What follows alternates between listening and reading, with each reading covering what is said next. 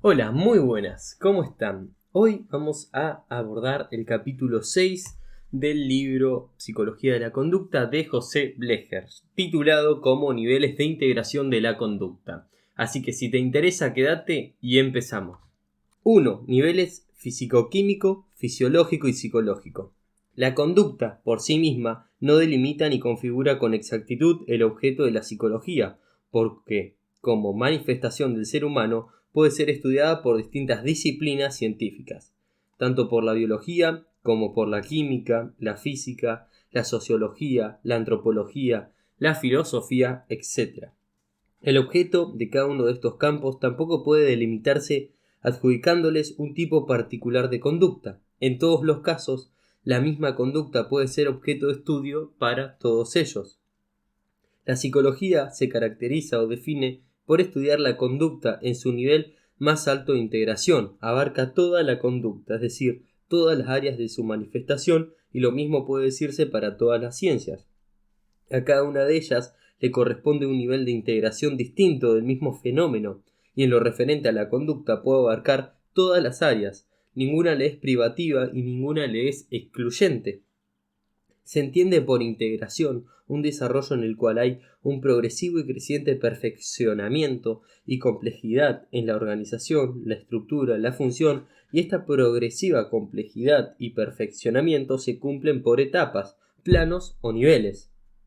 En cada uno de estos niveles, la creciente diferenciación, complejidad y perfeccionamiento de la organización fundacional coinciden con la aparición o el surgimiento de nuevas cualidades o características que no existían en los niveles precedentes. Los elementos son siempre los mismos, en última instancia, en todos los niveles de integración, pero definen las relaciones y la organización que se estructura en cada nivel.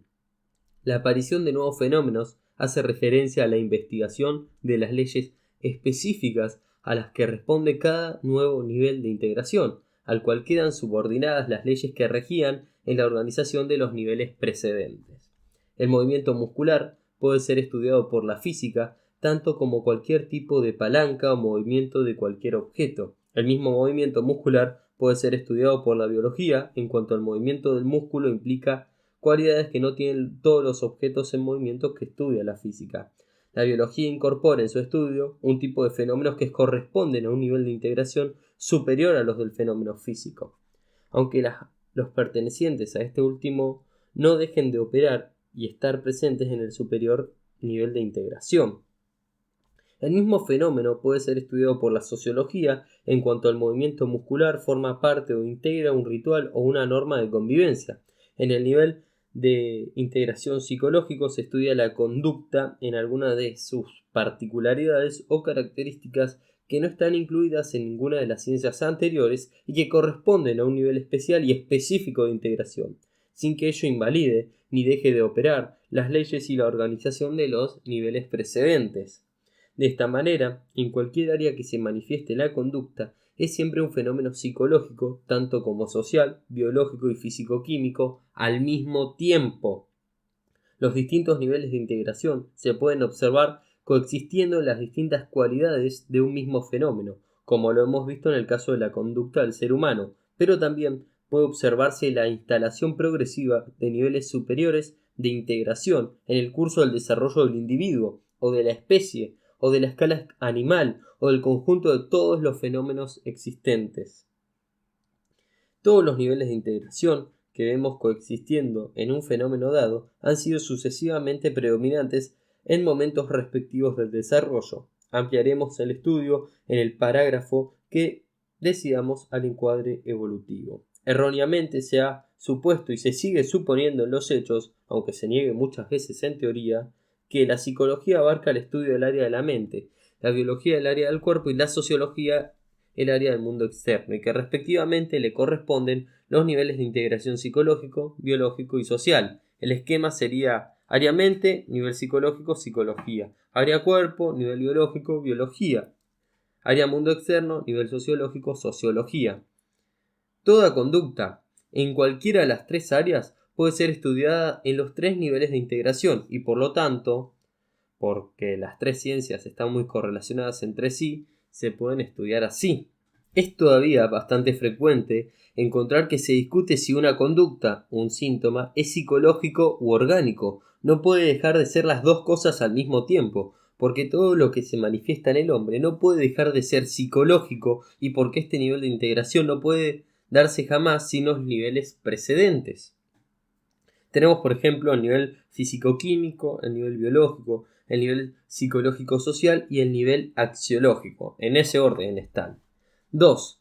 Niveles, áreas, campos y ámbitos. Hemos ya expuesto cómo los distintos niveles de integración están estrechamente relacionados con las distintas áreas de expresión de la conducta, sin que haya exclusión entre niveles y áreas, sino más bien una necesaria integración. Lo mismo puede decirse para los distintos ámbitos de la conducta, psicosocial, sociodinámico e institucional, en cada una de las cuales puede ser estudiada la conducta en distintos niveles de integración. En lo que respecta a los distintos campos, ambiental, psicológico y de conciencia, estos también pueden ser estudiados en distintos niveles de integración, tanto como en áreas de las conductas. 3. Psicologismo, biologismo y sociologismo. Todas las ciencias no son sino fragmentos de una sola realidad, única y total. Todos los fenómenos se relacionan entre sí y se condicionan recíprocamente. Estos hechos no deben ser olvidados cuando, por razones metodológicas, tenemos que aislar, dividir y estudiar por separado algún grupo de fenómenos. Cuando se lo olvida, el resultado es una generalización de formulaciones que solo son viables y adecuadas para un determinado nivel de integración o para un grupo pequeño de fenómenos. Es lo que ocurre en los así llamados psicologismo, biologicismo y sociologismo, los que suponen que la psicología no es necesaria porque todos los fenómenos que ella abarcan pueden ser estudiados y explicados por la biología. Están dentro de las modalidades del biologicismo o biomorfismo, que significa en rigor una distorsión o una aberración del pensamiento científico, tomando la parte por el todo y reduciendo todos los fenómenos a una misma categoría o a un mismo nivel de integración. No queda ninguna duda de que todos los fenómenos que estudiamos en psicología pueden y deben ser estudiados por la biología, pero esto último no implica la negación de la psicología, porque cada nivel de integración contiene al anterior, pero lo supera de tal manera que aparecen cualidades y fenómenos nuevos que no existían en el nivel anterior. Mutatis mutandis. Lo mismo podría decirse del psicologismo, del sociologismo, del fisicoquimismo, etc. El problema más significativo en este sentido, en la actualidad, es el de la relación entre psicología y reflexiología. Al descubrir Pavlov, en forma experimental, los fundamentos fisiológicos de la actividad psicológica, la psicología se hizo para muchos innecesaria. No fue esta la posición de Pavlov, quien nunca negó la necesidad de la psicología. En una carta a Janet decía que los psicólogos y fisiólogos deberían trabajar juntos y tomarse mucho más en cuenta. Pavlov tampoco se presentó nunca como psicólogo, sino como fisiólogo. No se puede decir lo mismo de muchos de sus continuadores y sobre todo de algunos de sus difusores, que lo tergiversan e incurren en posiciones biologicistas y reducen la reflexología en un fetichismo, y la ciencia y la filosofía en una verdadera filodoxia.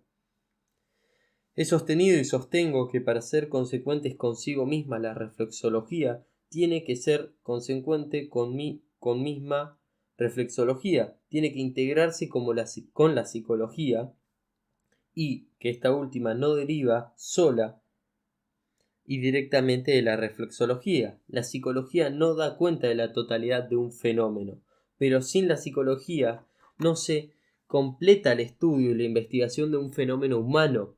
La reflexología centra su estudio en la fisiología de los grandes hemisferios cerebrales, mientras que la psicología centra su estudio en los fenómenos como sucesos humanos. Se confunde también estudio objetivo con la reflexología, dejando erróneamente para la psicología la exclusividad del estudio subjetivo de los fenómenos. A esto nos referimos en el capítulo sobre metodología. Se confunde también el estudio objetivo, como decía, con reflexología. Repito porque es muy interesante. Es posible que con el curso del tiempo, psicología, biología y sociología constituyan una sola ciencia en la cual se encuentren integrados los aportes de fuentes muy distintas. Para que esto resulte posible en alguna medida, es necesario que la psicología realice su desarrollo propio sin quedar interferida por su inclusión dentro de la biología. Si bien no hay fenómenos psicológicos sin la existencia del fenómeno biológico, esto no quiere decir que la biología, tal como se encuentra en la actualidad, tenga que ser considerada como la base científica de la psicología. Para llegar a este punto, es muy posible que la biología tenga una buena medida o tenga en buena medida que basarse sobre la psicología para poder llegar a ser una biología humana que sirva posteriormente de base para la psicología. 4. El nivel psicológico de integración. Es el nivel funcional que corresponde al ser humano y es el que alcanza el grado de mayor integración de todos los niveles de organización existentes, no solo en el hombre, sino también en la naturaleza y entre otros seres vivos. Toda conducta del ser humano se manifiesta siempre en el nivel psicológico de integración, es decir, que tiene los caracteres que corresponden a la cualidad del suceso humano, conteniendo y sintetizando a su vez los niveles biológico y social. La conducta es siempre la manifestación de un ser humano en un contexto sociocultural y tiene, por lo tanto, propiedades que no aparecen o no existen en el nivel biológico. En este sentido, toda la biología, al estudiar al hombre como ser vivo en el nivel de todos los demás seres vivos, recurre en cierta medida a un artificio, porque hace la abstracción de la condición particularísima y única del hombre entre todos los seres vivos. Al estudiar órganos y su fisiología o aparatos y sus funciones, se recurre a un artificio, imprescindible en cierto momento del desarrollo científico, de fragmentación y elementarización de una realidad muy compleja, difícil de captar como unidad. A pesar del provecho de tales estudios, no es menos cierto que no se deben realizar transiciones directas que dejercarizan el fenómeno humano. La biología misma ha reaccionado contra este elementarismo de laboratorio y tiende a estudiar funciones totales del organismo como unidad. Es decir, se incorpora la estructura como categoría fundamental de los fenómenos biológicos, por lo cual las funciones del organismo tienen que ser estudiadas como totalidades, únicas e indivisibles, de una compleja y permanente interacción entre el individuo y el medio.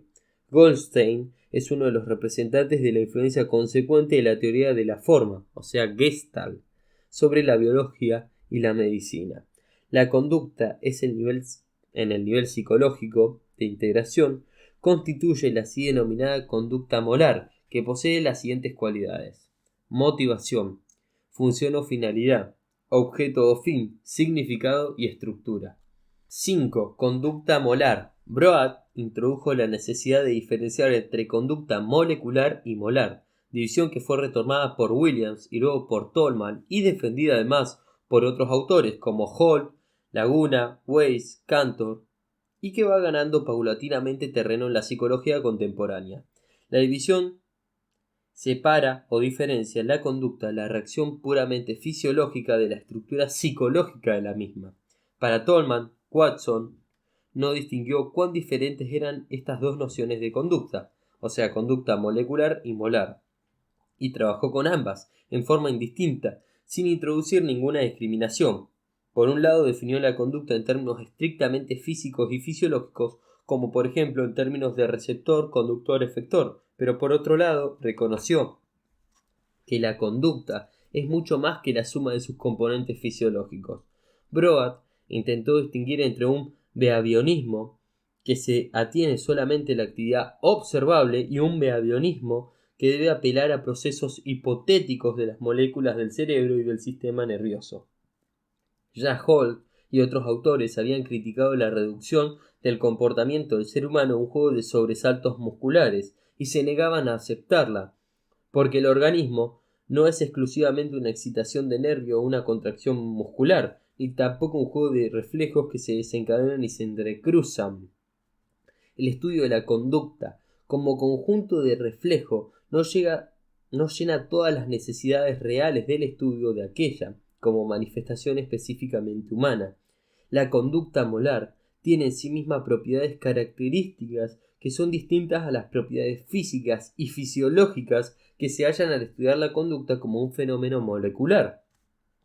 La conducta molar posee una unidad en sí misma, que se pierde cuando se estudia como reacción puramente fisiológica. Con poseer una unidad en sí misma, se quiere decir que no necesita ser reducida a otro nivel para que se pueda definir y fijar las propiedades, y que, inversamente, al ser traspuesta a otro nivel de integración, estas cualidades se van a perder.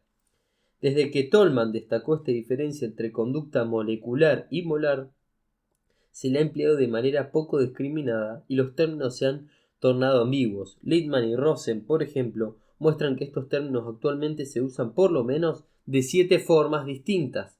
Para Thorpe y Müller, el concepto de la relación entre conducta molar y molecular es todavía tan desconcertante para los psicólogos como lo fue para los filósofos el de la relación entre cuerpo y alma. Esto es un problema grandísimo, ¿no? Personalmente adjudico valor fundamental a esta diferencia y no creo que sea inevitable la situación caótica en la que han caído algunos psicólogos al respecto. Un empleo muy difundido de estos dos conceptos es equivalente a la distinción entre fenómenos macro y microscópicos, que tampoco creo que sea correcto. Para aclarar esta confusión nos basamos fundamentalmente en el aporte de Tolman y esa misma dirección tratamos de profundizar y detallar este concepto. Para este autor, la conducta molecular está constituida por elementos subyacentes, fisiológicos y físicos de una respuesta total. La conducta molar es más que la suma de los fenómenos fisiológicos y físicos. Es un fenómeno emergente que tiene propiedades descriptivas y definitorias propias y que tiene que ser estudiado por lo tanto como hecho original en sí mismo. Copresidencia de cualquier proceso subyacente muscular, glandular o neural. Las propiedades de la conducta molar son, según describe Tolman, las siguientes. 1. La de tender a o provenir de un objeto finalidad u objeto situación específico. 2. La de implicar siempre una pauta específica de interacción entre objetos y medios. Y 3. La de poseer selectividad referente a los objetos medios y los caminos medios. La conducta molar es intencional y cognitiva, y tales caracteres son evidentes. Se trate de la conducta de una rata o de un ser humano, son definidos por caracteres y relaciones observados o inferidos en la observación de la conducta. Una rata que corre por un laberinto, un gato que se escapa de una caja con obstáculos, un hombre que va a su casa para cenar, un niño que se esconde de un extraño, una mujer que lava o cuenta chismes por teléfonos, un alumno que contesta las preguntas de un test, un psicólogo que recita una lista de sílabas sin sentido, un amigo y yo que nos contamos mutuamente nuestros sentires y pensamientos. Esas son conductas molares. Tolman cita a McDowell como uno de los autores que ha sostenido un concepto similar, describiendo y estudiando propiedades distintivas o inherentes de la conducta misma y reconociendo en estas 6 caracteres. 1. Una cierta espontaneidad de movimiento. 2. Persistencia de una actividad independientemente de la continuidad de la impresión con la que se ha iniciado. 3. Variación de la dirección de los movimientos persistentes. 4. Fin de movimientos tan pronto como se ha logrado un cambio de la situación. 5. La preparación para la nueva situación, a cuya producción contribuye la conducta. Y 6. Cierto grado de progreso en la eficiencia, cuando se repite la conducta en circunstancias similares. Aunque para Tolman el concepto de conducta molar no se deriva de una influencia directa de la psicología de la Gestalt, es indudable que, conscientemente o no, hay en este concepto y en sus cualidades una confluencia de aportes del conductismo, de la Gestalt, del psicoanálisis. Es la resultante de un cierto movimiento de confluencia y convergencia, fertilización e integración de distintos aportes psicológicos. Así como todas las escuelas psicológicas podrían ser significadas según su carácter elementarista, asociacionista o gestáltico, de la misma manera se pueden clasificar las diferentes corrientes psicológicas en función de haber considerado como su objeto de estudio la conducta molecular o la molar. De esta manera tenemos psicología molar al behaviorismo de Tolman y el mentalismo, o sea la Gestalt, y molecular tenemos al behaviorismo de Watson y el mentalismo, o sea teorías introspectivas clásicas como la de Wundt, Titchener, etc. Entonces, la conducta, tal como aparece en el ser humano, es siempre molar: caminar, estudiar, comer, saludar, conversar, votar, leer, escuchar. Por el contrario, la conducta molecular es aquella que toma un segmento, un fragmento, separado o disociado de la totalidad del ser humano y de la situación específica, y estudiando en sí, en calidad de fenómeno originario y completo, movimiento de un músculo o de un dedo o de un brazo, una secreción de una glándula, un latido arterial, etc. La conducta molar no se forma por la síntesis o por la conjunción de conductas moleculares, sino que es originaria y primitiva, y por el contrario es la conducta molecular la que se aísla de un artificio de investigación, desarticulando, elementarizando la conducta molar. El error del planteo opuesto estriba en seguir considerando que la conducta del ser humano se forma de elementos o de partes que se juntan y se acoplan. Para algunos autores, la conducta molecular es una manifestación segmentaria, por ejemplo, el movimiento de un brazo, la secreción de la parótida, etc., mientras que la conducta molar es la manifestación de la totalidad del ser humano como acción socialmente significativa, como decíamos, votar, casarse, etc. De esta manera, el ser humano habría tanto conductas moleculares como molares. Nuestro criterio es que la conducta en el ser humano es siempre molar y toda actividad segmentaria no es nunca realmente una actividad segmentaria, sino que implica siempre al ser humano como una totalidad en un contexto social. Así, el movimiento de un brazo es siempre conducta molar, es un saludo, un gesto de desprecio o una señal de acercamiento. La actividad considerada como segmentaria es un artificio que desarticula la conducta tal como realmente se da. La secreción de una glándula es solamente una actividad segmentaria en el laboratorio, mientras que en el ser humano está siempre integrado una conducta molar: tener apetito, tener asco o tener repugnancia, por ejemplo. Una misma conducta molecular puede integrar muy distintas y variadas conductas molares, y la psicología tiene su centro de actividad en la investigación de estas últimas. La conducta molar, entonces, es una totalidad organizada de manifestaciones que se da con una unidad motivacional, funcional, objetal, significativa y estructural. Sus caracteres, por lo tanto, van a ser los siguientes. 1. Tener motivación, es decir, que tiene causas y que está determinada. 2. Es una unidad funcional, la de poseer función, una finalidad u objetivo, o sea, resolver tensiones producidas por esa motivación. 3. Poseer objeto o fin, que es siempre un vínculo, una relación interpersonal, real o virtual. 4. Poseer una unidad significativa, es decir, tener un sentido que implica comprensivamente como acontecer humano en la personalidad total y en la situación en la que emerge. Y 5. Tener estructura, implica una pauta específica de esa relación. 6. Movimientos y efectos. La diferencia que establece la división que estudiamos entre conducta molecular y molar ha sido objeto de atención para otros autores. Para Goodyear, en un sentido estricto, toda la conducta humana consiste en contracciones musculares y secreciones glandulares, y para él toda la personalidad humana debe, en ese sentido, ser reducida a esta actividad de los efectores. Distingue entre actos y movimientos, siendo los primeros consecuencia de los segundos. Todo acto asienta sobre movimientos y se diferencian y definen uno de otro por el resultado final. Hasta aquí el movimiento es equivalente a la conducta molecular, mientras que Goodyear llama acto equivale a la conducta molar. Pero para este autor las leyes básicas del learning, por ejemplo, deben ser aplicadas en los movimientos y no en los actos, dado que son músculos los inervados y no el mundo externo sobre el cual los músculos operan. Consideramos que, con esto, Goodyear abandona la conducta molar como hecho psicológico original para estudiar la conducta molecular como si ésta fuera el hecho específico y más importante en psicología. La descripción en términos de efecto es, según Goodyear, teología.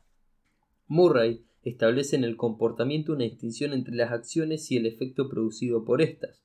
Por acciones entiende los movimientos corporales, lo que equivale, por lo tanto, a lo que Goodyear llama movimientos, mientras lo que Gurie llama actos equivale a la parte del comportamiento considerada en sus efectos según Murray.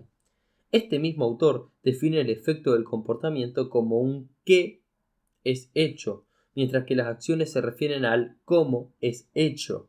A la descripción en sí de una configuración de movimientos corporales aislados de sus efectos, Murray denomina actonas. Se refiere entonces al tipo de acción como tal y no a los efectos de tales movimientos.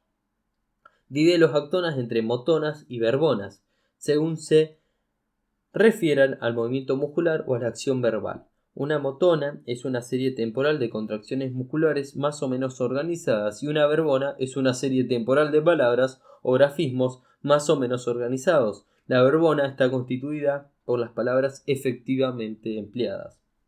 De esta manera, diferentes actonas pueden producir el mismo efecto. Por ejemplo, el alimentarse, que es un efecto, puede producirse con actonas diferentes entre el niño y el adulto, y en la vida del mismo individuo se logra el mismo efecto con actonas diferentes en distintos momentos.